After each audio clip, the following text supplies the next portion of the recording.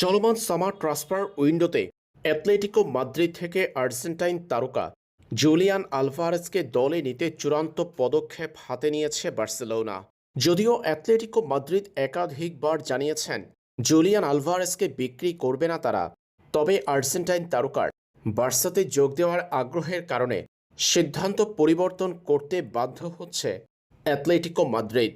এর মাঝে চাঞ্চল্যকর খবর বেরিয়েছে সংবাদ গণমাধ্যমে।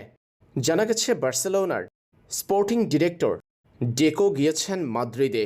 সেখানে জুলিয়ান আলভারেজের এজেন্টের সাথে হবে মিটিং। এরপর অ্যাটলেটিকো মাদ্রিদ থেকে কিভাবে তারকা এই আর্জেন্টাইনকে বার্সেলোনাতে আনা যায় সে ব্যাপারে চূড়ান্ত সিদ্ধান্ত হবে সেখানে। ডেকো মূলত মাদ্রিদে গেছেন জুলিয়ান আলভারেজকে নিয়ে চূড়ান্ত সিদ্ধান্ত নিতে, এমনটা জানিয়েছে জিরার্ড রোমেরো। বলা হচ্ছে এটা বার্সেলোনার চূড়ান্ত পদক্ষেপ।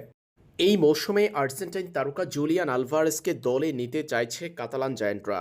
যেহেতু জুলিয়ান আলভারেজেরও বার্সেলোনায় যোগ দেওয়ার ইচ্ছা, তাই বলা যাচ্ছে এই চেষ্টাতেই আলভারেজের গায়ে নিজেদের জার্সি উঠাবে বার্সা।